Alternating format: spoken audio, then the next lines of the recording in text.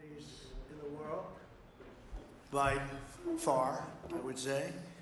And we're doing tremendous things. Our country is doing very well. You saw the numbers that got released today, yesterday. Deficits cut way, way, way back at levels that nobody's ever seen before, setting records.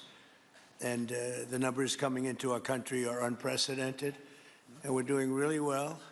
We had a situation 3 days ago with Venezuela, and we're getting along extremely well with the people of Venezuela, both the people and the people that are running Venezuela. I just want to thank our military. What they've done is incredible. That was considered unprecedented, to go into a military fort with thousands of soldiers and others, and to come in with 152 planes going every which way, and very rapid speeds and helicopters, and to come out with no deaths and the loss of no equipment. It was pretty amazing. Nobody's seen anything like it. I was called by the leaders of numerous countries. I won't go into which ones, but the biggest and the strongest, and they said that was very impressive. They were all impressed. But today I'm delighted to welcome almost 24 of the biggest and most respected oil and gas executives in the world to the White House. It's an honor to be with them. We have many others that were not able to get in. I said if we had a ballroom, we'd have over 1,000 people. Everybody wanted. I never knew your industry was that big. I never knew you had that many people in your industry. But here we are. And if you, in fact, if you look, come to think of it, wow, I got to look at this myself.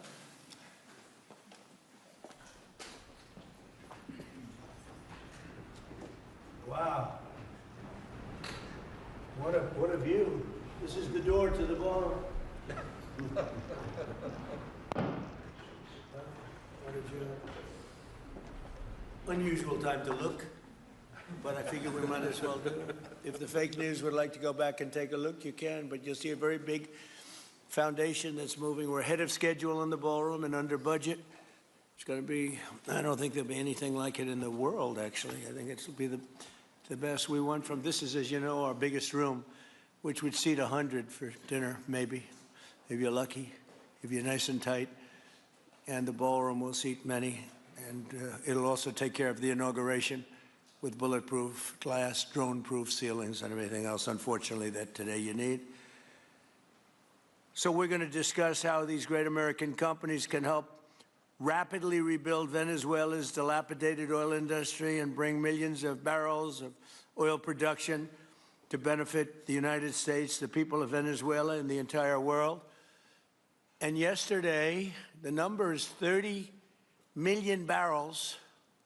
I can't even, is that a correct number? 30 million barrels. You hear that, Peter? Of oil was given to us by Venezuela. That's a lot of oil. It's about $4 billion worth, and it's on its way to the United States right now. And we want to thank Venezuela for that. And we're working very well with them, obviously, or they wouldn't have been so generous. But they respect us again. They didn't respect us at all before.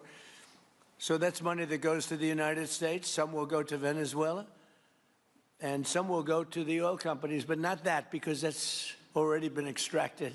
So you're not getting any of that, but when you start extracting, you'll get. But it's tremendous reserves, among the biggest in the world. Some people say it is the biggest in the world. And we're going to be working with Venezuela. We're going to be making the decision as to which oil companies are going to go in, that we're going to allow to go in. We're going to cut a deal with the companies. We'll probably do that today or very shortly thereafter with Chris and Doug. And we're dealing with the country, so we're empowered to make that deal. And you'll have total safety, total security.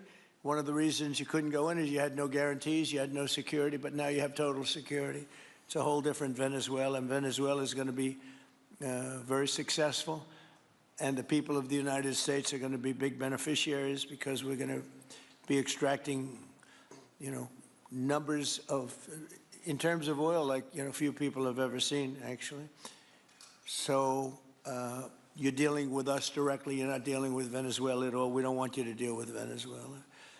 Let me thank Vice President J.D. Vance, who's doing a fantastic job. Secretary of State Marco Rubio, likewise a fantastic job. I have good people. I like them better than my first group. But we had a great, despite that, we had a great first term. We had some great people there too, by the way. But we had a great first term. We had the greatest economy in the history of our country in the first term, but this is blowing it away. And you haven't seen anything yet. Everyone's been shocked by the numbers, 5.4% GDP. And that's despite the fact that we were badly hurt by the Democrat shutdown, of which they'd like to see if they could shut it down again. Secretary of the Interior, Doug Burgum, who's fantastic. Secretary of Energy, Chris Wright, recommended by Doug as being the greatest oil man anywhere in the world, because I wanted Doug for that job, energy, and Doug said, no, sir, there's a man named Chris Wright. I said, who the hell is Chris Wright? He said he's the most talented oil man anywhere in the world. I doubt you can get him, because typically oil men make a lot of money, and women. They make a lot of money, but Chris came. You took one of the greatest salary cuts probably in history, Chris, right? But he's a fantastic person, loves our country, and many other important members of this team.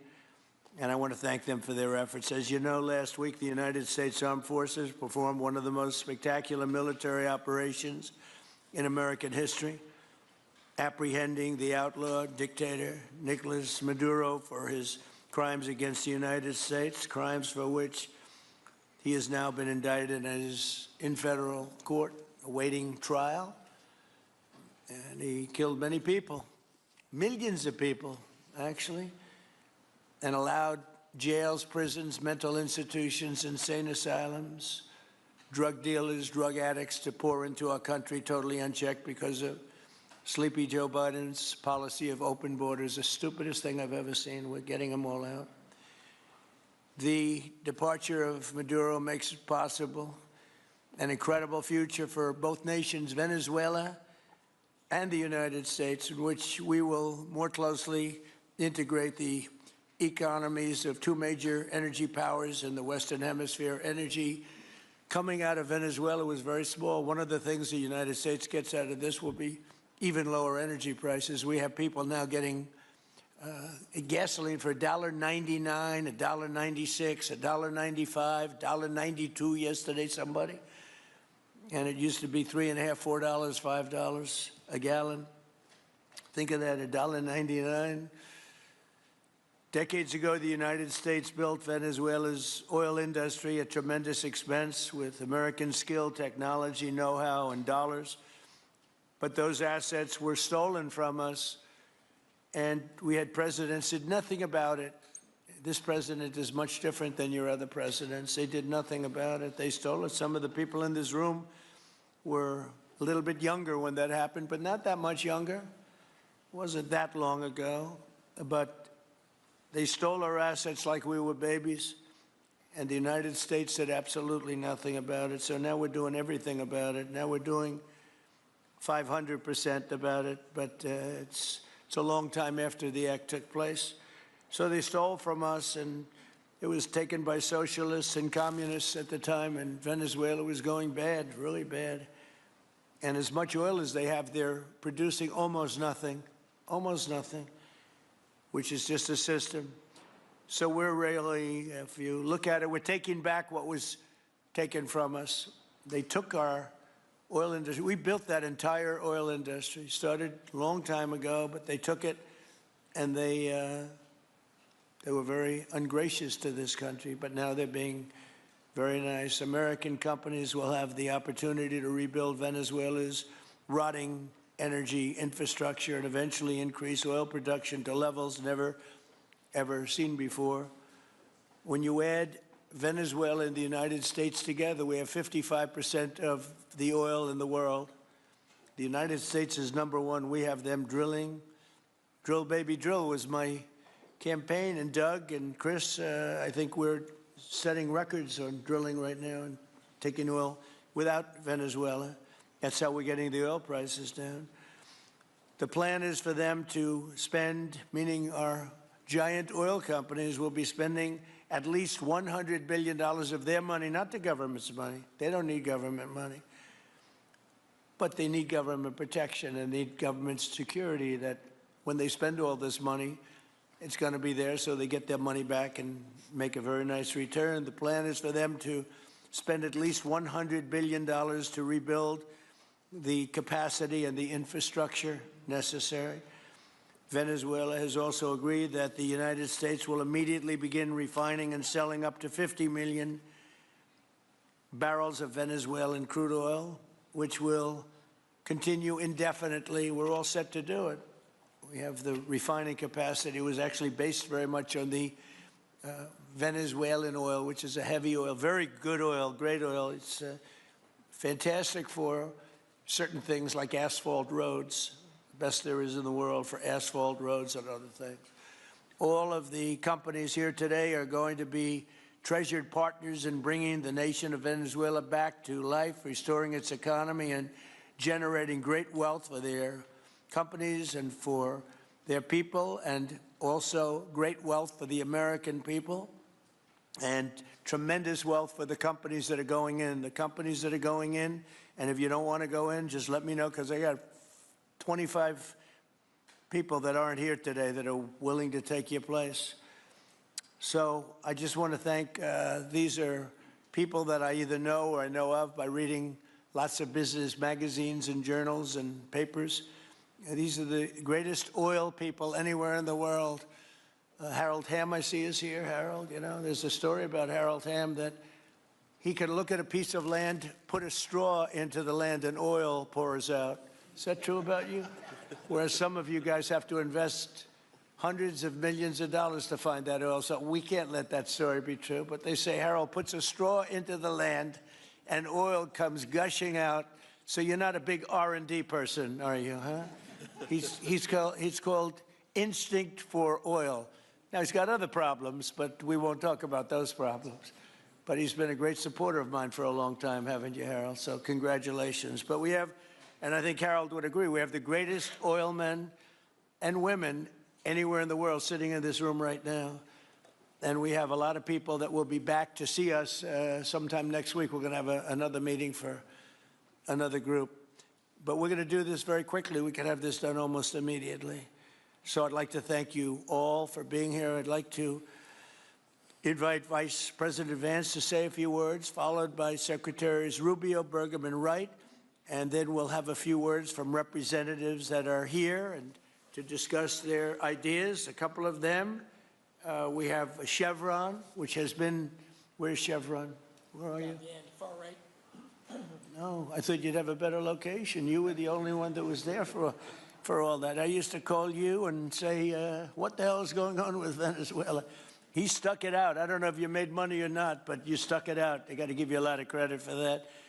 Mark Nelson, thank you very much. Exxon CEO Darren Woods. Darren, thank you very much. How's Exxon doing? Okay? All right. They'll do a lot better now, won't they, huh? Exxon's been amazing. It's been an amazing company. And ConocoPhillips CEO Ryan Lance, thank you very much. So you guys could say something, and then we'll take some questions from the press. And if anybody else would like to speak, we'll have you speak. We have all the time in the world. This is a big subject. This is massive wealth, and more importantly than massive wealth, it leads to lower taxes and a lot of jobs for Americans and for Venezuelans, but for Americans in this case. And I just, again, appreciate you all being here. And I'd like to ask J.D. to say a few words, please. Thank you. Thank you, Mr. President. And thanks to everybody for being here. You know, as a Marine Corps veteran for my entire lifetime, presidents, and let's be honest, they were Democrats and Republicans, would send the American military to far-off places. They would get us involved in these endless quagmires. They would lose hundreds or thousands of American lives, and the American people would get nothing out of these misadventures. And now you have an American president who's empowered the American military to stop the flow of drugs into our country and to ensure that we, as opposed to our adversaries, control one of the great energy reserves that exist anywhere in the entire world.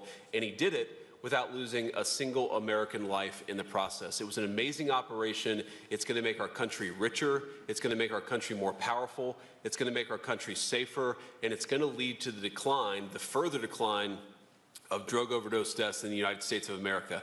An amazing thing, and I'm happy to be here to talk about how we can make it an even bigger and better operation for the American people. Thank you, sir. Thank you very much. Marco? Thank you, Mr. President. And I think this is a reminder that everything this president does, everything President Trump does is with the American people in mind. It was not in the national interest or national security of the United States and of our people to have in our own hemisphere a country, not just with vast energy reserves, but controlled by an indicted narco-trafficker who flooded our country with illegal immigration, including drug gang members, openly cooperated with drug gangs, and by the way, stole the wealth of that country to fund a repressive regime and also benefit adversaries such as Iran. All of that is now changing. As part of this process, the first phase, of course, is the phase we're in now, which is the stabilization phase. We do not want to see destabilization in the country. We're working very cooperatively with the interim authorities there to provide a market for the sale of the wealth of Venezuela in such a way that benefits the people, both of the United States, but also the people of Venezuela. And as a reminder to everyone, the President announced this just 2 days ago. Every penny, everything they buy with the money that they're making from the oil now, Mr. President, will be bought from America. And that includes everything from equipment for the oil industry to food to medicine and everything in between. The second will be a phase of recovery, and then some of these phases will interlap, and that is to have a normal economy again where the money goes to the benefit of people, not the benefit of our adversaries or the benefit of elements in that country and around the world that are against our interests, at the same time as a process of reconciliation has to happen internally among the different sectors of society and politics and the like. And finally, the third phase, which is the most important of the three, is when the country fully transitions into a normal country that we have strong economic and diplomatic and relations with, that is friendly towards the United States, that's not a foothold for our adversaries, that serves our interests, but also the interests of the people. It'll be a country that is wealthy, a country that is prosperous for the people, not for a handful of criminals, but also a country that is supportive of our interests in the region and throughout the world. And we thank you, Mr. President, and the team you've assembled that have brought us to this point. A lot of work remains, important work, but this is historic. Okay. Thank you very much. Doug? Well, Mr. President, I want to thank you for your leadership, not just as President, but as Commander-in-Chief. The boldness, the execution, the breathtakingly precise work that you've delivered both in Iran back in June and here has changed the field for the whole world. And you always ran about the idea of peace and prosperity. And in Venezuela, as you know, this was a playground for every bad actor in the world. We had Russians, Iran, terror groups, all of them profiting from this criminal organization that was pretending to run the country. That makes America safer. You've secured the border, we're stopping the flow of drugs, and now with the normalization of relationships on an economic basis, it's going to mean tremendously for the prosperity of the American people. So I just want to say again, congratulations to you and to the entire leadership team. It's been an amazing, historic week on the scale of things that we haven't seen perhaps for 125 years in terms of the U.S. Exerting its influence over Latin America in a way that's going to make a change for generations. And on behalf of all the oil executives that are here today, Chris and I want to say thank you to all of you. It's your technology, your innovation that has put America in the place where today we are the most energy dominant country in the world. And that position is what's allowed us to take the action that we're taking with statecraft, with military action. None of that would happen if we were dependent on everybody else for energy. So you're a big part of the reason that we're able to move the way we are today, and we're grateful that you're here to be part of the solution going forward. Thank you, Doug, and you are doing a fantastic job, and we appreciate it. Everybody appreciates it. They know who's doing well. Chris Wright? Thank you, Mr. President. Yeah, what we've seen in the last week is leadership matters and credibility matters. Venezuelan oil has been sanctioned for many years, and the oil just flew, those sanctions were not enforced. That oil just floated out to trafficked by bad actors of the world. The resources weren't gone to a central place. The corruption and decline of Venezuela has been a crisis for the people of Venezuela, and as Secretary Rubio said, massive spillover effects in the United States. in crime, in drugs, in kidnappings, and in taking a huge resource base and making it not exploited, not developed. The whole world is a poorer, less opportunity-rich place because of that. When you have materials underground, they've been underground for 1 million years. That does not make them a resource. That does not make them valuable for your country, your people, or the world. They only become a resource with technology, with capital, with rule of law, and a system of governance that encourages the harvesting of those resources to make the better world. And we see here the dramatic contrast between the United States, which may have less oil underground than Venezuela. We have 20 times the production of Venezuela, 20 times the impact of human betterment, massively better quality of living here in the United States. That was at risk under the last administration. We've seen a lot of attacks on the energy that makes the world go round.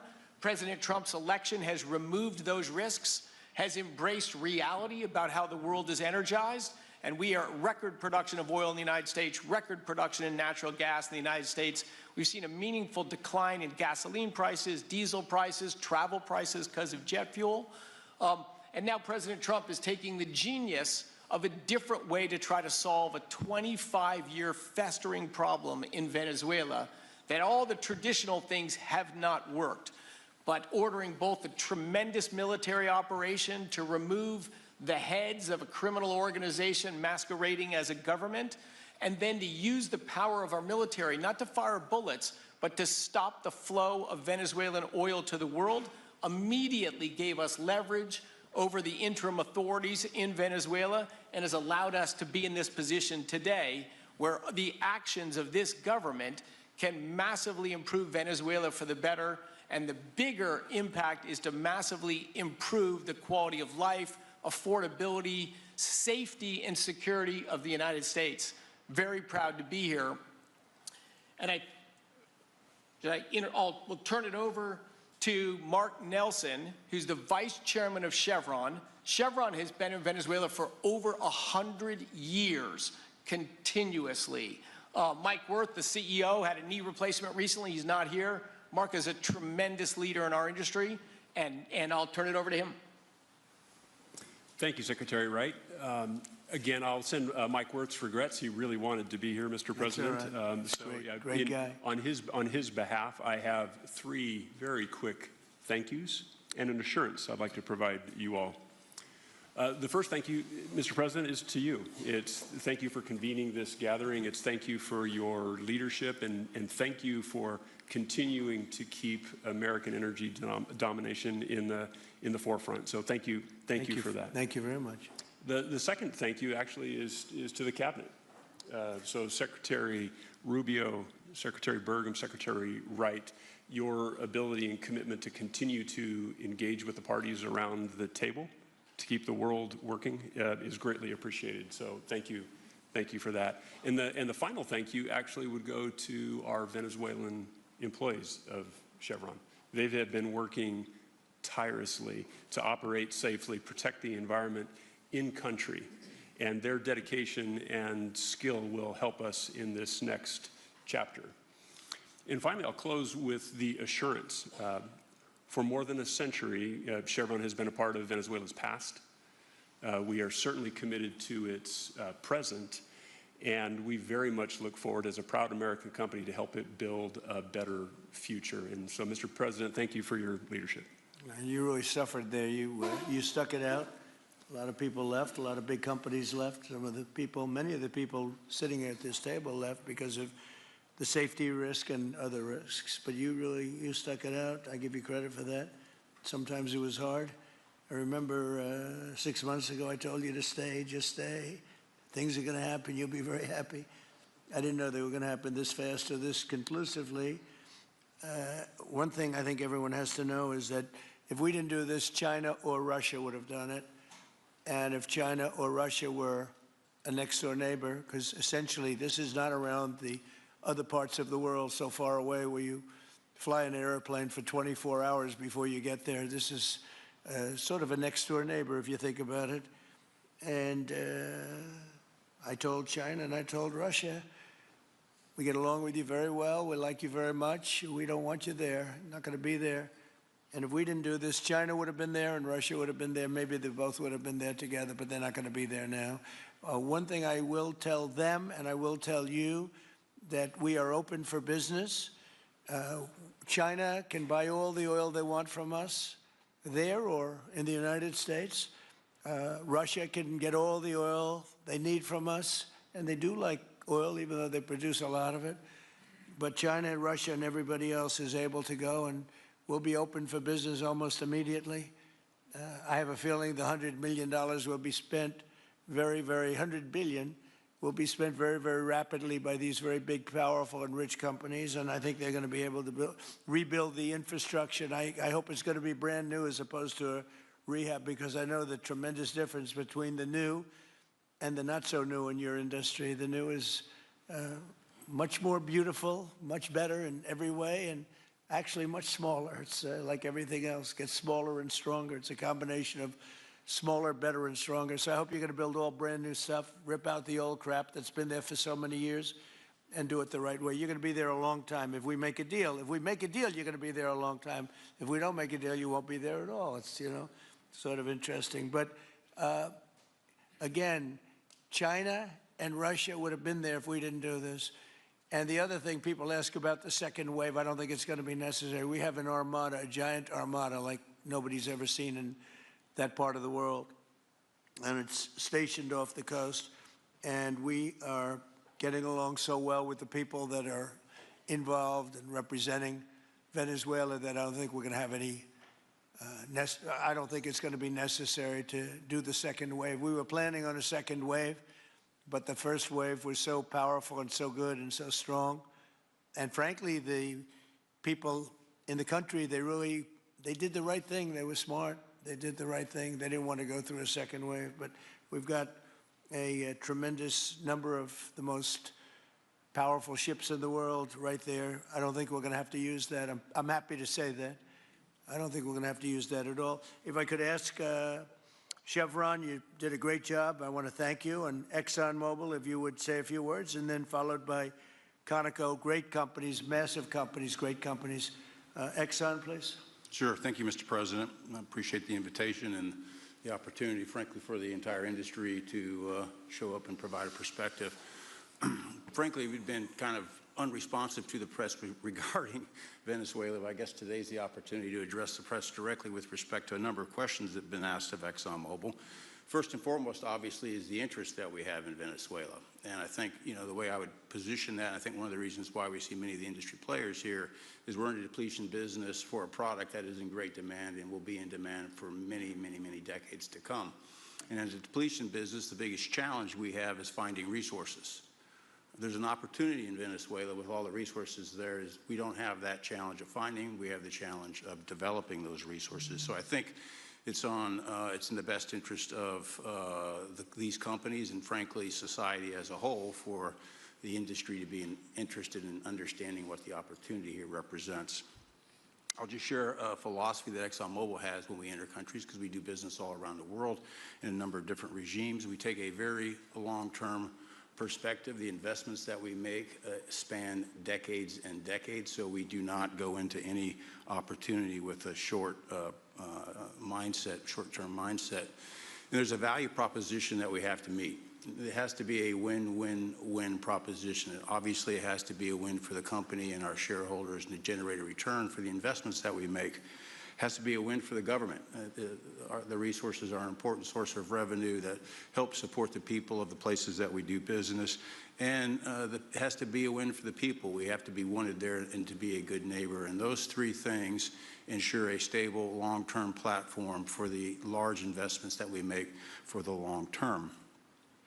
With respect to Venezuela in particular, we have a very long history in Venezuela. In fact, we first got into Venezuela back in the 1940s. We've had our assets seized there twice. And so you can imagine to re-enter a third time would require some pretty significant changes from what we've historically seen here and what is currently the state.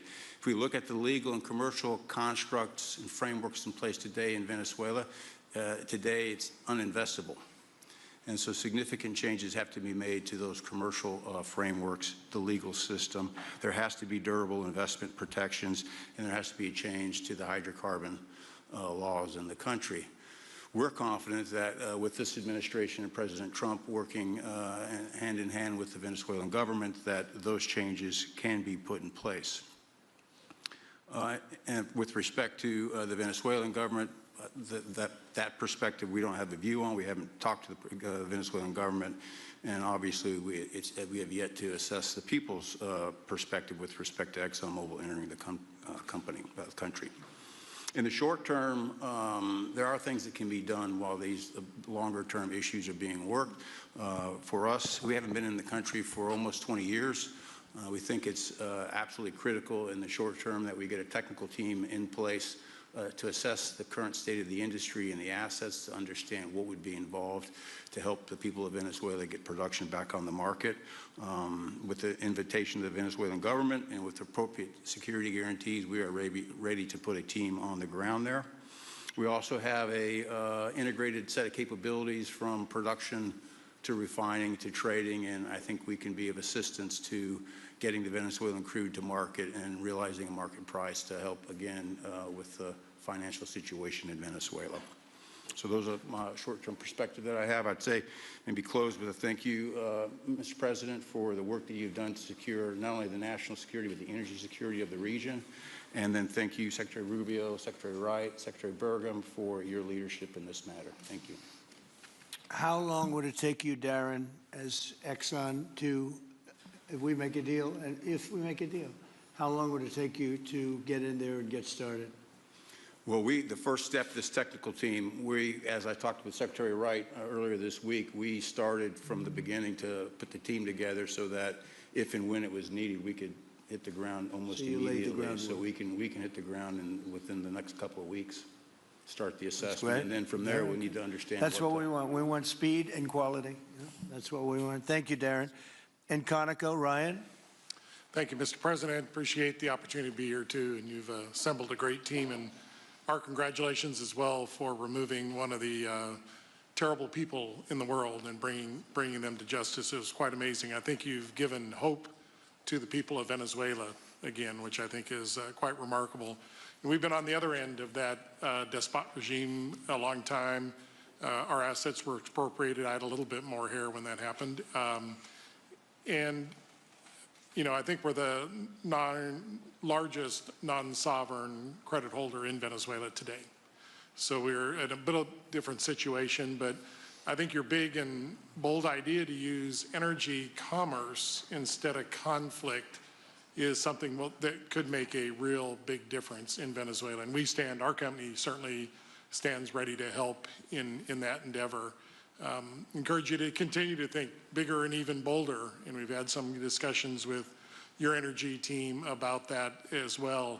As we think about the other people that need to be in this room and in this discussion are the banks, and including probably the Exim Bank, as we think about how the debt needs to be restructured and the financing to deliver the billions of dollars that are required to restore their energy infrastructure.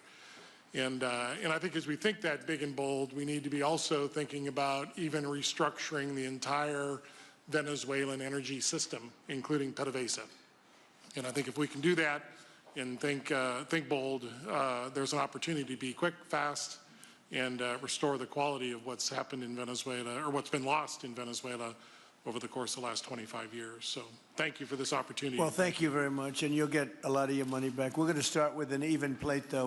We're not going to look at what people lost in the past, because that was their fault. That was a different president. You're going to make a lot of money, but we're not going to go back. You left a lot of money behind, I guess, huh? What number? 12 billion. How much? 12 billion. Well, it's a good write-off. It's already been written off. It's been written. All right, thank you. You'll make it back one way or the other. You're all going to do very well. I think really very well. Marco just gave me a note. Go back to Chevron. They want to discuss something. Go ahead. I'm going back to Chevron, Marco. Thank you, Marco. Go ahead. Was there a question, Mr. President? Yes, go ahead, Marco. What are you saying here? Mark, if you can increase. update us on operations in the ground and with the appropriate approvals, what you might be able to achieve in the next 12 to 18 months, give us a little view from the ground. You bet, you bet. So today, Chevron has 3,000 employees in 4 different joint ventures in Venezuela today. And over the past 5 to 7 years, they've taken production from about 40,000 barrels a day to 240,000 barrels a day, essentially getting those facilities and that equipment up to standards that would be something that people in the room would be more accustomed to. Given the work we've done with Secretary Wright and Secretary Burgum and even Secretary Bessent, I think we have a path forward here very shortly to be able to increase our liftings from those joint ventures 100%, essentially effective immediately. We are also able to increase our production within our own disciplined investment schemes by about 50% just in the next 18 to 24 months. And that's just leveraging what's on the ground. So to Secretary Rubio's comments about phase 1, this is taking the momentum of improvements we've already made there locally and building on those and creating more momentum for the people of Venezuela. Do you think you have an advantage being there? You've been there by the skin of your teeth. It's been tough for you to be there. But do you think you have an advantage over the other people in this room by the fact that you are there? Yeah, I think there are, Mr. President, I think there would be days where it didn't feel like an advantage, and there are days where it does feel like an advantage. But having people on the ground today that care desperately about the people of Venezuela and know how to operate the assets that are there, is a definite advantage today. Would you say the best locations are available, or would you say the best locations are already sort of worked, even though they're in very bad shape? The best locations for finding oil, the best locations for oil? There are more opportunities than not, Mr. President. With 300 billion barrels of reserves and resources in country, there are lots of opportunities for many companies. Will you be building new, or will you be using the old infrastructure that you have? Yeah, today it's a little bit of a mix, but today it's mostly us taking the equipment of today, getting it to the standards that we are accustomed to your comments about making it how it should be today. Most of the investments that we've been making are about getting it up to our standards. Well, I think you're going to make an investment, but you're going to get your money back very quickly, and that's part of our thing. We're going to have you get your money back fast, and then you'll give a lot to Venezuela and to the United States after that. Okay, so you'll be in good shape. Could I ask Harold Hamm to say a few words? He's been a friend of mine for a long time. Very amazing man, actually, amazing energy person. Well, thank you, Mr. President. It's good to be here with so many dignified people. And this effort particularly, and thank you for your effort for what you've done here, taking this despot out of that area. And the world dealt with him way too long. Certainly our industry knows that this is a real jewel that can be developed for the people of Venezuela and also benefit the world. And like Secretary Wright said, it has not been done. That's not been done in the past, and they had a good chance at it. Brought someone in that totally took it down, as everybody knows here, and that was Chavez, and we know what happened to him finally. But that ruined the industry in Venezuela, and all of us know how that happened, ended very well, very wrongly.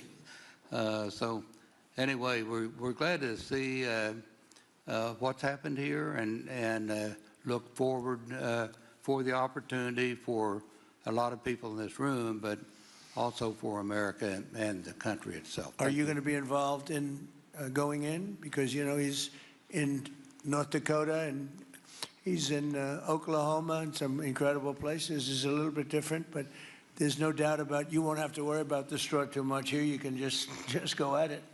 Are you going to be one of the participants? Well, certainly, I'm an oil finder, like you said.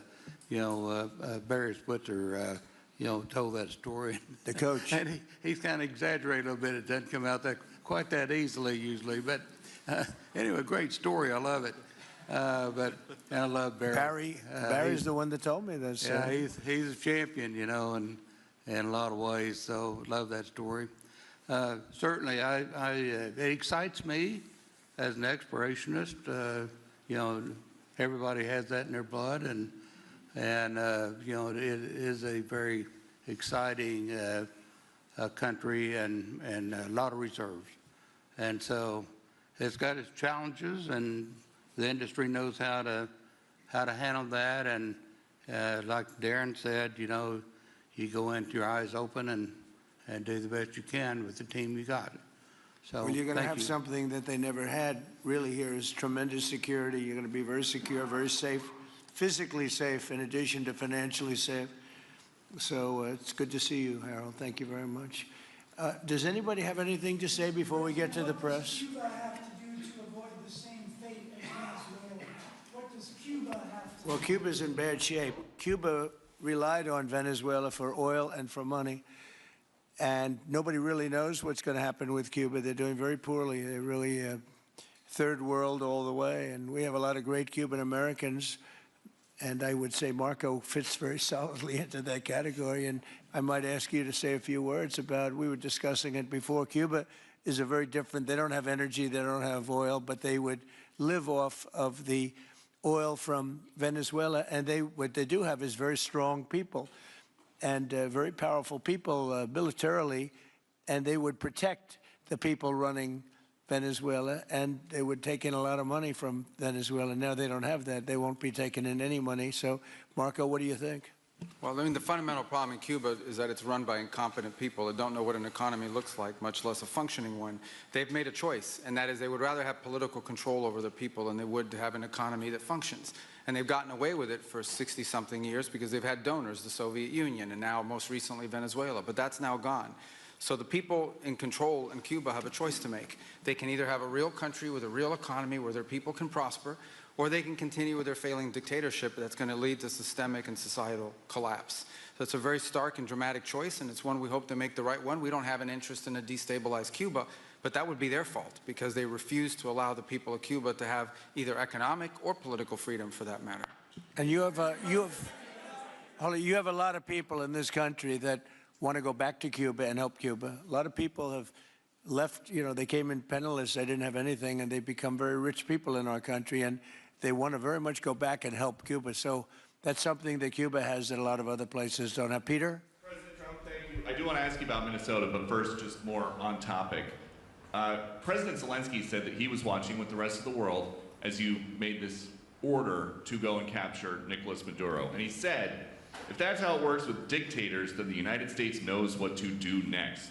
Sounds like he wants you to go and capture Vladimir Putin. Would you ever order a mission to go and capture Vladimir Putin? Well, I don't think it's going to be necessary. I think we're going to have I've always had a great relationship with him. I'm very disappointed. I settled 8 wars. I thought this would be in the middle of the pack or maybe one of the easier ones.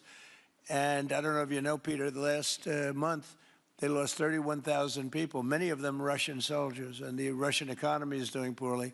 I think we're going to end up getting it settled. I wish we could have done it quicker because a lot of people are dying, and mostly soldiers. You know, they get hit in Kiev and they get hit a little bit here and there, and people are dying there too. But largely, it's the soldier population. When you have 30,000, 31,000 soldiers dying in a period of a month, 27,000 the month before, 26,000 the month before that. That's bad stuff. So, as you know, President Biden gave $350 billion to Ukraine to fight, and we would never get that back, although I did make a rare earth deal to get it back, so we will be getting it back, but shouldn't have done that. It was a bad thing to do. I will say that right now, because I was able to get NATO to up GDP from 2% to 5%. NATO's got a lot of money, and they're paying for everything. We're not losing any money. We're making a lot of money, I guess, if you think of it, because we're selling them military equipment. They're probably giving it to Ukraine. But we're selling them to NATO military equipment. We're getting full price and all of that. But that's not a big deal to me. What is a big deal is stopping a war where 30,000 people are being killed every single month. On Minnesota, the vice president yesterday suggested that Renee Good, who was killed by this ICE officer, was part of a broad left-wing network. What has your team told you about this broad left-wing network? Who is in charge of it? Who's part of it? What's it called? Well, I haven't seen the vice president's statement, but he's generally very accurate. I hate to say it. Look, I watched that yesterday, and there were a lot of different forms to it. But there was a woman screaming, shame, shame, shame, shame. She was a agitator, probably a paid agitator, but in my opinion, she was an agitator, a very high-level agitator, so professional. She wouldn't stop screaming. I said, this isn't a normal situation. This is a professional troublemaker, because you heard it and I had it. Now, I will say this, the news sort of turned her down, turned her off, because you're trying to watch. She was so loud and so crazy and just not normal. When somebody sees something like that, they don't go screaming and the same words. So I guess you could say professional, but I didn't think she did a very good job. You have agitators, and we will always be protecting ICE, and we're always going to be protecting our Border Patrol and our law enforcement. Yeah. Thank you, Mr. President. Mr. President, in your conversations with these oil executives today, did you provide any security guarantees so that they can do their work safely in Venezuela? Yeah. And separately, Mr. President, they will have those guarantees, yes. And separately, Mr. President, I'm curious in terms of the future of Venezuela. Do you see Venezuela, now led by Delcy Rodriguez, as an ally of the U.S.? Is that the way that you view that country right now? Well, right now they seem to be an ally, and I think it'll continue to be an ally, and we don't want to have Russia there. We don't want to have China there. And by the way, we don't want Russia or China going to Greenland, which if we don't take Greenland, you're going to have Russia or China as your next-door neighbor. That's not going to happen.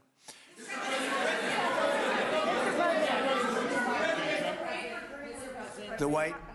Mr. President, thank you. You just said that these companies would have security guarantees if they go in on the ground in Venezuela. They will have. And what is your plan there actually for these companies and those Americans who are going to be on the ground working for these companies? Well, there are going to be Americans. I assume they're going to be using a lot of Americans, but they're going to be using a lot of people from Venezuela and other places, I would imagine. But I would think that mostly they'll be using Venezuelan workers. They have a lot of great workers. They have a very high unemployment rate, and they have workers that are very familiar with taking oil out of the ground. Yeah. How long do you think the Ayatollah will be in power after what we've seen play out on the ground there? When is the U.S. going to get involved now that reports of protesters being killed on the ground? So Iran's in big trouble. It looks to me that the people are taking over certain cities that nobody thought were really possible just a few weeks ago. We're watching the situation very carefully. I've made the statement very strongly that if they start killing people like they have in the past, we will get involved. We'll be hitting them very hard where it hurts. And that doesn't mean boots on the ground, but it means hitting them very, very hard where it hurts. So we don't want that to happen. There have been cases like this where President Obama totally backed down. But this is something pretty incredible that's happening in Iran. It's an amazing thing to watch. They've done a bad job. They've treated their people very badly, and now they're being paid back. So let's see what happens. We're watching it. We're watching it very closely. Go ahead, please. Yes, go ahead. Thank you so much, Mr. President. Do you have any comments in reaction to the recent attacks by the Syrian government alignment groups against US-backed Kurdish forces in Aleppo, Syria, which killed dozens of civilians and displacing many families? Does your administration bring peace between the Kurds and the Syrian government? I want to see peace, yes, I do. The Kurds and the Syrian government, we get along with both, as you know very well. They have been natural enemies over the years, but we get along both, and we want to see Syria succeed. And so far, I think they are succeeding, but this is just breaking out, and we want to see that stopped. Go ahead, please. You're meeting with the President of Colombia, Gustavo Petro, in a few weeks. Do you hope this meeting with Gustavo Petro marks a new chapter, a new beginning in the benefit of the U.S. and Colombia relations? What country? Colombia, with the President of Colombia, Gustavo Petro. Yes, I had a very good talk with him yesterday, and he's been very hostile to us and to the nation and to me, called me a dictator and lots of other things. Called Biden some terrible names, far worse than he called me. But he called yesterday through people, and he wants to meet, and that's fine with me. I've made up with people also, you know. So we're going to have a meeting with him. We had a very good conversation. The people of Colombia are incredible people. Marco would know that better than anybody because he's married to a woman from Colombia. And I don't mean Columbia University. That would be, I'm not sure. I think I like Columbia, the country, better, if you want to know the truth. The people, hold it. The people are great people. I look forward to meeting with them. We're going to meet in the very near future. Would you meet the interim president of Venezuela here in the White House? Would you greet her to discuss the fate of the oil? Yeah, well, I'm going to meet a lot of people, and we're going to meet, we meet a lot of people. When you end 8 wars, you get to know a lot of people, and I think it's very important. As an example, we have over $18 trillion, think of that, $18 trillion coming into our country. A lot of that's coming in from foreign countries like Saudi Arabia and Qatar and UAE and others. And I get to meet a lot of people, but I will be meeting with various representatives of Venezuela, probably pretty soon. We haven't set that up. But the relationship that we have with the people that are currently running Venezuela is very good. We also have a young lady that received the Nobel Peace Prize. She's going to come in and pay her regards to our country, really, to me. But, I'm a representative of the country, nothing else. And she's coming in sometime next week, I think Tuesday or Wednesday. And we'll see how that is. But no, we're dealing with the people from Venezuela. We're dealing with them very well. I think they've been very smart in the way they've dealt with us, frankly, because that whole place could have been obliterated with one more strike, and we didn't want to do that. Thank you so much. I have a question for you on Minneapolis, but on Venezuela and your meeting with Machado next week. If she gives you her Nobel Peace Prize, will that change your view about her running that country? Well, I have to speak to her. I'm going to have to speak to her. She might be involved in some aspect of it. I will have to speak to her. I think it's very nice that she wants to come in, and that's what I understand the reason is, because Norway is very embarrassed by what took place. They're getting decimated. Look, whether people like Trump or don't like Trump, I settled 8 wars, big ones, some going on for 36 years, 32 years, 31 years, 28 years, 25 years, some just getting ready to start, like India and Pakistan, where already 8 jets were shot out of the air, and I got it done in rapid order without nuclear weapons. I can't think of anybody in history that should get the Nobel Prize more than me, and I don't want to be bragging, but nobody else settled wars. Obama got the Nobel Prize. He had no idea why. He still has no idea. He walks around, he says, I got the Nobel Prize. Why did he get a Nobel Prize? He got it almost immediately upon attaining office, and he didn't do anything, and he was a bad president. So, you should get the Nobel Prize for every war you stopped. These were major wars. These were wars that nobody thought could be stopped. President Putin called me, and he said about 2 of the wars that he's been trying to stop them for 10 years. He wasn't able to do it. He couldn't believe it. So in theory, you should get the Nobel Prize for every war you stopped. Every one of them was major. But I don't care about that. What I care about is saving lives. I've saved tens of millions of lives. The Prime Minister of Pakistan came here, and he made a very public statement. He said that President Trump saved minimum 10 million lives having to do with Pakistan and India, and that was going to be raging. So, but I'm honored that she's coming here. I look forward to meeting her, yes. And on Minneapolis, I have a follow-up. Go ahead. On Minneapolis, Mr. President, I have a follow-up for you. The state officials there have said that the FBI is not sharing evidence with them. Typically, they would conduct a joint investigation, as you know. Do you believe that the FBI should be sharing evidence with state officials in Minnesota? Well, normally I would, but they're crooked officials. Minneapolis and Minnesota, what a beautiful place, but it's being destroyed. It's got an incompetent governor, fool. He's a stupid person. And it looks like the number could be $19 billion stolen from a lot of people, but largely people from Somalia. They buy their vote. They vote in a group. They buy their vote. They sell more Mercedes-Benzes in that area than almost. Can you imagine? You come over with no money, and then shortly thereafter you're driving a Mercedes-Benz. The whole thing is ridiculous. So they're very corrupt people. It's a very corrupt state. I feel that I won Minnesota. I think I won it all 3 times. Nobody's won it since Richard Nixon won it many, many years ago. I won it all 3 times, in my opinion. And it's a corrupt state, a corrupt voting state. And the Republicans ought to get smart and demand on voter ID. They ought to demand maybe same-day voting and all of the other things that you have to have a safe election. But I won Minnesota 3 times and I didn't get credit for it. I did so well in that state every time. The people were crying every time after. That's a crooked state. California is a crooked state. Many crooked states. We have a very, very dishonest voting system. The last time I won, 24, the one that just took place, I won because it was too big to rig. You couldn't rig it. It was too big. But I won the state of Minnesota. It's a corrupt voting system with an incompetent governor, a very incompetent governor. And by the way, he's a very corrupt governor, too. Go ahead. I have a question on Iran, but first, very quickly on Venezuela. How do you provide total security guarantees to these companies without putting U.S. boots on the ground? Well, we're going to work with the Venezuelan leaders and people, and we're going to have a very safe group. And they're going to also bring over some security with them. You know, these are not babies. These are people that drill oil in some pretty rough places. I could say a couple of those places make Venezuela look like a picnic. These people around the table, these are tough people. They go into areas that you wouldn't want to go. They go into areas that if they invited me, I'd say, no thanks, I'll see you back in Palm Beach.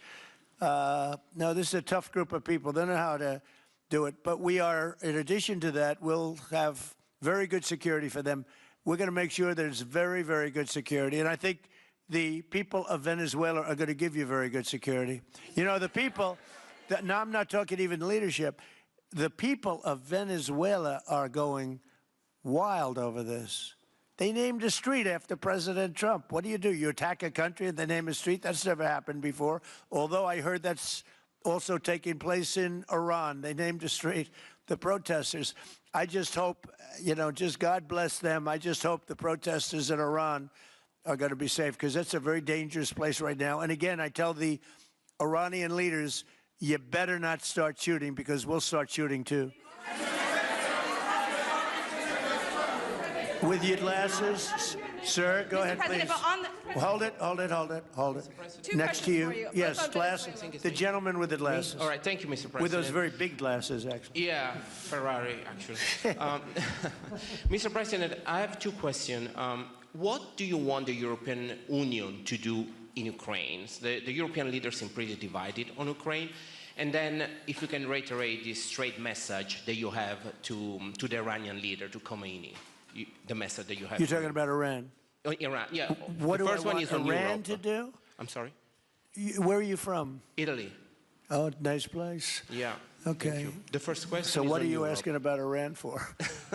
Well, if you can answer about Europe and what you think the Europeans should do on Ukraine, and then a message. Well, look, Europe has been doing so much for Ukraine, but it hasn't been enough. And obviously that I would say that President Putin is not afraid of Europe. He's afraid of the United States of America, as led by me. There's no fear of Europe. You know, Europe's fallen behind. And Europe, and J.D. said it very strongly, I don't know, he took a lot of heat, but I didn't give him any heat. Europe is a different place. Europe is changing. Europe has got to get its act together. I love Europe. I guess I came from Europe, essentially. My roots are in Europe, but Europe is a different place. They have to get their act together. Now they have a great NATO leader, and they've gone up to 5% from 2% GDP. That's a big step. But they have to be very careful with their immigration policy, and they have to be because, you know, I will just say, to be nice, that there are certain places in Europe that are very important that are no longer recognizable. I'm being very nice. I'm being very diplomatic when I say that. They are not recognizable. And they have to be careful on energy, because they're putting windmills all over the place and losing a fortune.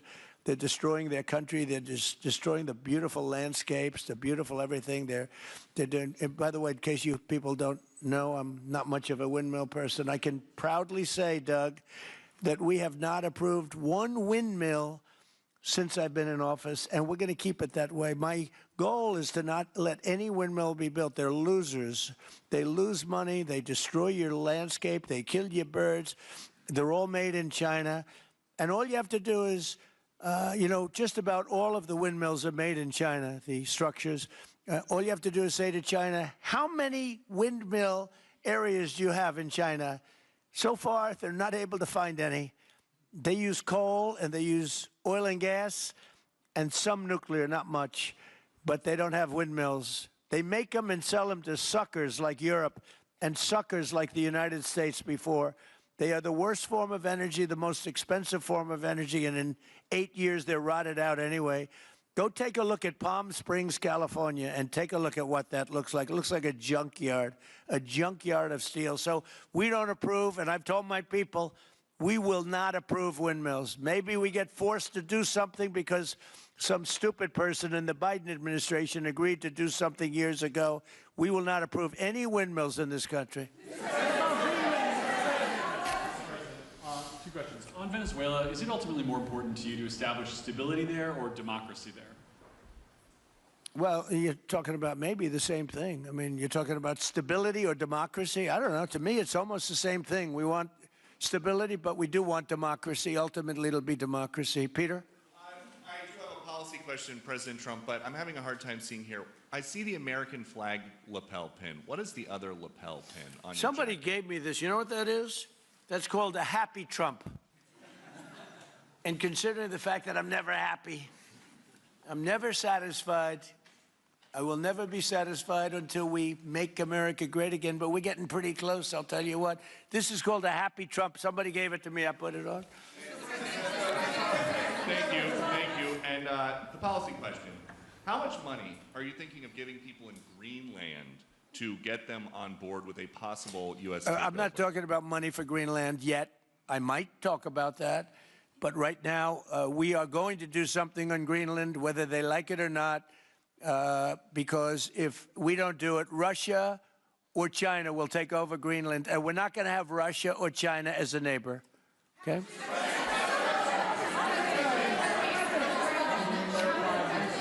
I would like to make a deal, you know, the easy way, but if we don't do it the easy way, we're going to do it the hard way. And by the way, I'm a fan of Denmark too. I have to tell you, and you know, they've been very nice to me. I'm a big fan, but you know, the fact that they had a boat land there 500 years ago doesn't mean that they own the land. I'm sure we had lots of boats go there also, but we need that because if you take a look outside of Greenland right now, there are Russian destroyers, there are Chinese destroyers and bigger, there are Russian submarines all over the place. We're not going to have Russia or China occupy Greenland, and that's what they're going to do if we don't. So we're going to be doing something with Greenland, either the nice way or the more difficult way. Please, go ahead, ma'am. Mr. President, why is it so important to you to own it when you have a military presence there, which you could expand to affect the security? Because when we own it, we defend it. You don't defend leases the same way. You have to own it. And, you know, with a nation, look at what happened with Obama, with that horrible deal they made with Iran. It was a short-term deal. It was like a 9-year deal. Countries can't make 9-year deals or even 100-year deals. Countries have to have ownership. And you defend ownership, you don't defend leases. And we'll have to defend Greenland. If we don't do it, China or Russia will. It's not going to happen. We are not going to have, and I like China, I like Russia, I love the people of China, I love the people of Russia. I get along very well with President Putin, but I'm very disappointed in him. I get along very well with President Xi. I'm going to go over to China in April, but I don't want them as a neighbor in Greenland. Not going to happen. And by the way, and NATO's got to understand that. I'm all for NATO. I saved NATO. If it weren't for me, you wouldn't have a NATO right now. But we're not going to allow Russia or China to occupy Greenland, and that's what's going to happen if we don't. Go ahead. On the economic report that came out today, Mr. President, one, can you respond to that? And two, it was an amazing report. The most amazing thing is government jobs are way down, and yet the unemployment or the employment numbers are very good. We've gotten rid of tremendous numbers of federal government jobs. Nobody's ever seen anything like it. And yet the employment numbers are very good. They're really getting better. But now we have all those people to work in the private sector for a lot more money. I think that's one of the very big things. The other thing is at 5.4%. And remember, this is after we had a shutdown. And that shutdown had an impact because the concept of the shutdown, even though it's before, people knew we were going to be shutting down. A lot of bad things happened. And by the way, on January 30th, you may have another shutdown. We'll see what happens. But I think the numbers, Caitlin, were really amazing. Look, to think about 5.4%, nobody thought that. They thought it was going to be 2%. And you know what it is? It's tariffs. And it's also November 5th. We had a great election, a great election. Our country was dead 1.5 years ago, and now we have the hottest country anywhere in the world. And I hope you guys were impressed. 5.4%, and we haven't even really transitioned yet. There's no reason it can't be much, much higher than that. Yeah.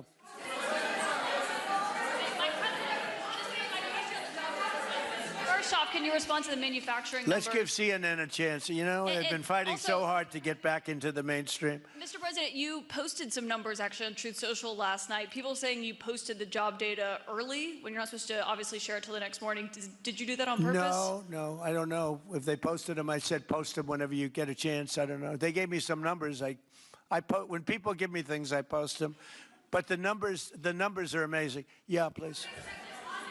How does the administration plan to distribute the money from the Venezuela oil sales? Is it, obviously you say it's going to go into these controlled accounts. Yeah. Would it go back to Venezuela in a direct payment? Is it going through these goods? How do you plan to do that? Well, we want to make sure that Venezuela can survive. You know, Venezuela needs money, and we're going to make sure that they get money, and we're going to get money, and the oil companies are going to make something for the work they do, and they're going to get back their money. We're devising a formula, but it won't be so much of a formula. It's going to be what they need. We're going to take care of what they need. There'll be plenty left over. We're going to have a lot of money left over. And the money left over is going to the United States of America, and the oil companies are going to be very happy. Yeah, please. Thank you, Mr. My second question is, would the administration offer a backstop to these oil companies for like financial guarantees, some sort of backstop, if the country did destabilize again? That's a very interesting question. Using the word backstop, I haven't heard that word in a long time. That was at the Wharton School of Finance I last heard. That's a good term. We ought to use it more often. I hope I don't have to give a backstop. Look, these are very smart people, the smartest people. They're not only in oil and business. These are the biggest companies in the world sitting around this table. They know the risks. I mean, there are risks. We're going to help them out. We're going to make it real easy. They're going to be there for a long time. We're going to be there together for a long, long time. And they're going to be taking the oil, and they're going to be bringing oil prices down. They're going to make a lot of money. They're going to get their money back. They're going to be safe. The people of Venezuela are going to be big beneficiaries, and the United States of America is going to be a big beneficiary for what we've done. And you know, one other thing I might say, it's also very big for national security because, again, just like Greenland, we can't have China or Russia occupy Greenland. We can't have China or Russia occupy Venezuela. And if we didn't do what we did, China or Russia would have been in Venezuela. I think I can measure. Where's Mr. Chevron? So let me ask you, they would have been there if we didn't do this. Do you agree with that? They certainly have a lot of economic interests in country. There's absolutely no argument about that. They were trying to be there. I mean, you know, we had a Russia, I guess sort of I call it a semi-Russian ship yesterday that we took over, and Russia decided not to defend that ship against us. It's a big movement. The ship was loaded up with oil, and we took the oil, and it came out of that port. But Russia would be there or China would be there, and we want them to be there for a different reason. We want them, do you people agree? In particular, China, they need a lot of oil. Russia doesn't need so much, but Russia was there anyway. But I assume you agree that China would like to be doing a lot of business there by buying oil, and I want to just tell President Xi and President Putin, but more so in this case President Xi, because they do need a lot of oil, and we are open for business in the United States, and we are open for business in Venezuela, right?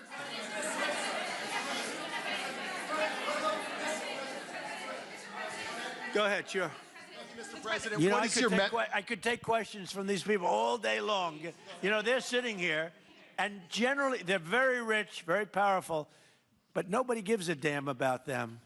It's a sad thing. You have all that money, all that power, and look at all these crazy questions.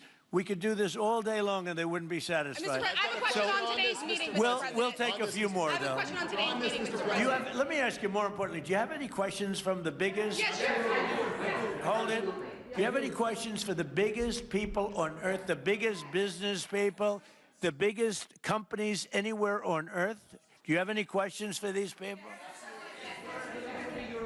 No, do you have a question for them? Yes, but have Go you ahead, heard go from ahead, ask any of them. the companies in the room that they are committed to rebuilding the oil infrastructure in Venezuela? And for the executives in the room, what do you need from the administration in order to invest? That's a good question. Do you want to go and answer that question? Yeah, Exxon, small company.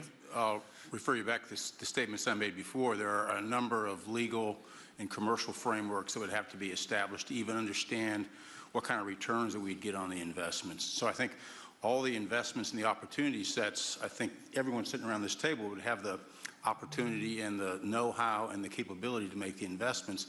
The questions will ultimately be how durable are the protections from a financial standpoint, what do the returns look like, what are the commercial arrangements, the legal frameworks, all those things have to be put in place in order to make a decision to understand what your return would be over the next several decades that these $1 billion investments would be made on. You know, could I do this? Because we have, again, the biggest people on the planet Earth around this table, biggest companies in the world. I'd like to just ask them to introduce themselves. We'll start from this end and go around to here. And if you have anything to quickly say, we can do that. But you want to just start right over here? These two guys, we'll leave them out because they're with us. Please. Thank you, President Trump. John Addison at VTOL. We're here to ensure that you are going to be able to move all of this oil all around the world at the best price possible so that the influence that you have over the Venezuelans will ensure that you get what you want. Thank you. Thank you. Good point. Thank you, Mr. President. Brian Sheffield of Formentera.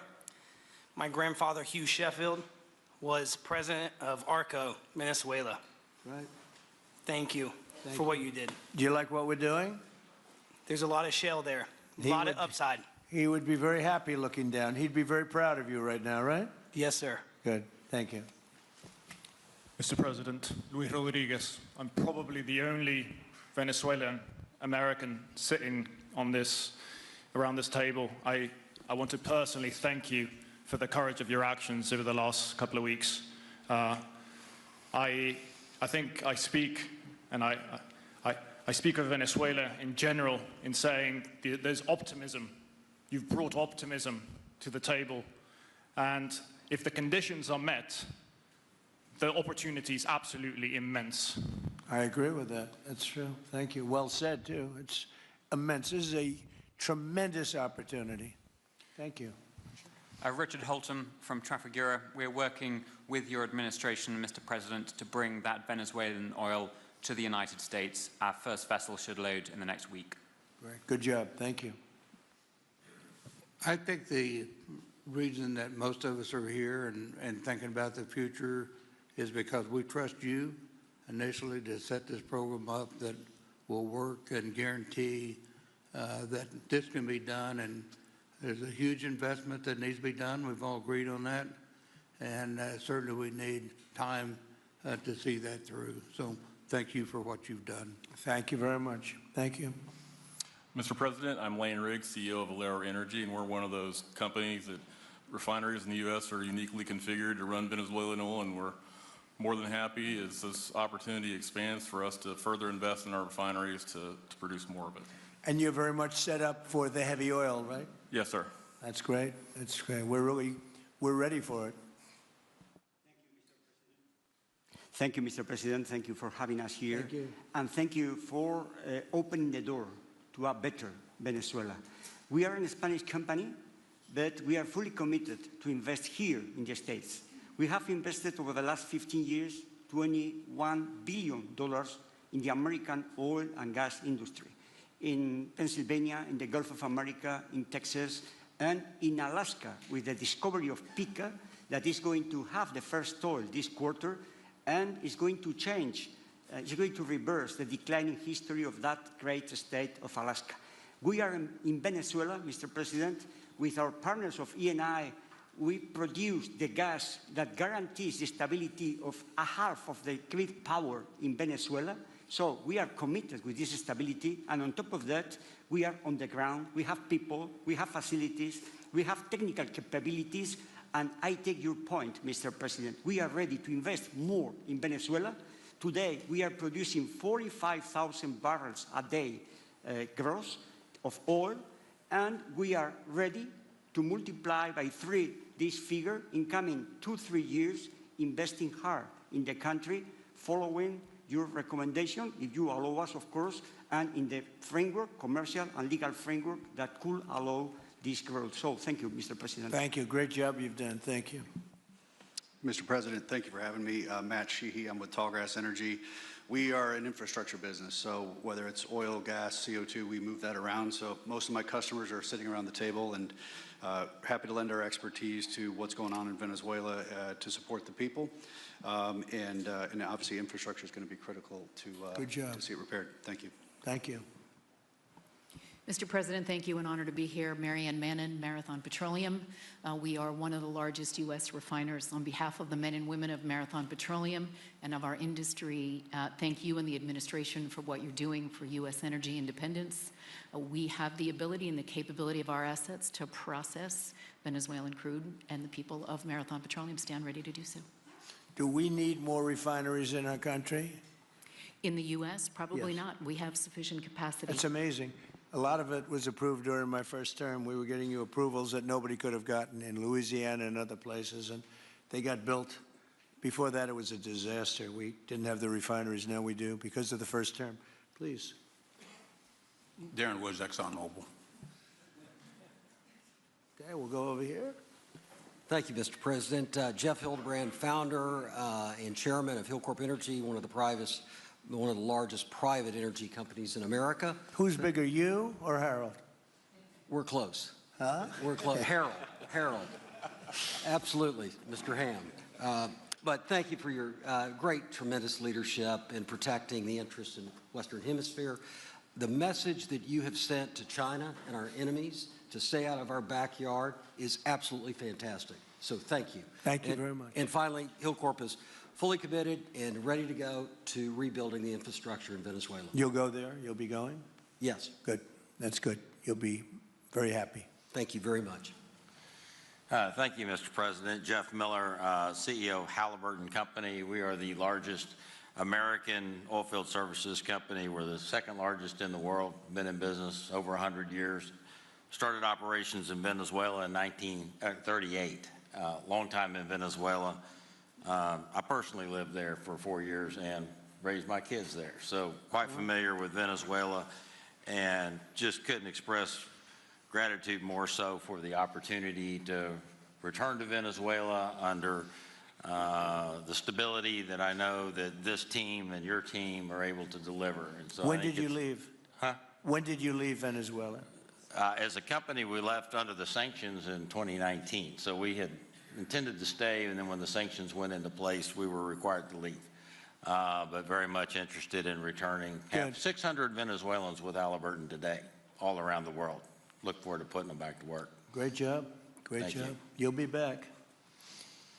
Please. Mr. President, I'm Alex Cranberg. My company, Aspect Energy, is one of the leading American international wildcatters. We've found significant fields in Central and Are you South. a wildcatter? I'm a wildcatter. That's pretty cool, I'll tell you. I would have been a wildcatter too if I was in. And you've been successfully wildcatting. We've found significant fields in Central and South America, in the Middle East, and in Europe. We're a leading That's oil great. producer in Hungary. But probably the most pertinent example is what a wildcatter does is take on risk and try to reduce it. And then other people come in and put more capital in later, so we're kind of kickstarters in the oil industry. We went into Kurdistan very early on, back when people told us it wasn't safe and we shouldn't do it. We found a big field there, and it ultimately has got to be developed along with one of my colleagues here to be one of the big leading fields in Kurdistan. We think that Venezuela has a tremendous amount of opportunity. If you look at the reinvestment required, the investment required, people are talking about hundreds of billions of dollars. But if you put that in perspective, that's 1 million barrels a day for 15 years is $220 billion net cash flow. So what we really need to do is to be able to kickstart production and then reinvest and have the confidence to reinvest. And what you're doing by putting the United States in control of the cash flow coming out of the country, it gives companies like ours the confidence to say we can kickstart this production and then reinvest and reinvest. In Hungary, we've invested $1 billion in changing the trajectory of Hungarian oil production. We were only able to do that not because we could write $1 billion check, we're a smaller company, but because we reinvest all the cash flow back into new production. Good. Mark Good Nelson, job. Mark Nelson with Chevron again. Thank you, Mr. President. I'm Claudio Scalzi, and ICO, Italy. We started working in Venezuela in 1980. We have a lot of oil, but now just the gas is flowing because it's not under sanction. And as my colleague from Repsol said, we cover more than about 50% of the electricity in the country. So that is essential to avoid any kind of problem, social problem. We own about 4 billion barrels of reserves, so a huge amount in the Orinoco Belt and in central Venezuela. We have now in the country 500 people, most Venezuelan, and we are ready to invest. Clearly, we are ready to invest. We thank you for the big efforts and the efficiency of your action, and we are here.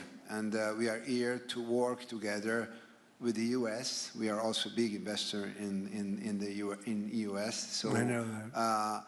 We thank you again, and we are there. And we are also ready to join with American companies in our assets to develop and go faster with good investors and good know-how from the U.S. company. Yeah. Thank you. You've done a great job. Thank you very much. Mr. President, Ross Perot, good to see you again. I'm chairman of Hillwood and HKN Energy. Been in the energy business 45 years, and we have been working with your team quite a bit. We have been in Kurdistan now for 19 years, along with Alex, and built a very good business. But now with your team, we're looking in Syria, we're now in Libya, and so we are very excited to look at Venezuela with you and your group, and look forward to continuing to build this great industry. Thank you very much. Thank you. Mr. President, thank you for having us here today. Wael Salwan from Shell. Of course, we have a huge presence here in the U.S., in the Gulf, as well as in Pennsylvania with the petrochemical facility, which I think we had the opportunity to host you at, as well as being one of the largest LNG off-takers of American LNG. We have been in Venezuela for a very long time. We actually drilled in 1914 the first well that discovered oil in Venezuela, and on the back of which the entire energy industry was established in Venezuela. When we left in the 1970s because of nationalization, we had 1 million barrels per day of production. But we have kept boots on the ground in Venezuela all this time, and we now have a few $1 billion worth of opportunities to invest in, subject to OFAC approval. So we are ready to go and looking forward to the investments in support of the Venezuelan people. That's great. Thank you very much. Thank you, Mr. President. Ben Marshall, the America's CEO for Vitol. Alongside Trafigura, we're very thankful to have worked with the government and the Venezuelans to be able to bring the crude oil to market at a market price as quickly as we can to help stabilize the country. Thank you. Thank you. Ryan Lance, ConocoPhillips. I'll defer to my colleagues. Thank you, Mr. President. Olivier Lepoche, CEO of SLB, or formerly known as Schlumberger, the largest global oilfield services. We have been in Venezuela since 1930, and we still operate. We operate today on the ground with in support of Chevron. We have ability to scale. We have 1,100 Venezuelans in the company, 2,000 additional that are calling us to go back to country and to go back to work. We're able to mobilize in the last 18 months 2 rigs and deliver 50 wells with success. So we're here. We have knowledge of the subsurface like nobody else has. We have boots on the ground, capacity on the ground, $700 million of equipment value on the ground in Venezuela, ready to mobilize for all of our partners, customers. So we are ready to scale fast, and we really want to thank the administration, Secretary Wright, Secretary Bergen, for the effort they are supporting and giving us to be successful on behalf of the Venezuelan oil and gas industry. Thank you very much. Thank you very much. Well, check this out. They say the very best for last. and I don't have that sexy accent like this guy next to me here. Mr. President, my name's Bill Armstrong of Armstrong Oil and Gas. I'm a private independent guy, and in real estate, you were a wildcatter. So wear that motto proudly. But like you, I was my own guy. I don't have shareholders. I don't have private equity partners, but I've been drilling all over the place. In fact, I had the largest discovery in Alaska, biggest discovery in 50 years in our country. I now control 8 million acres adjacent to Venezuela, so I'm already heavily invested in the area.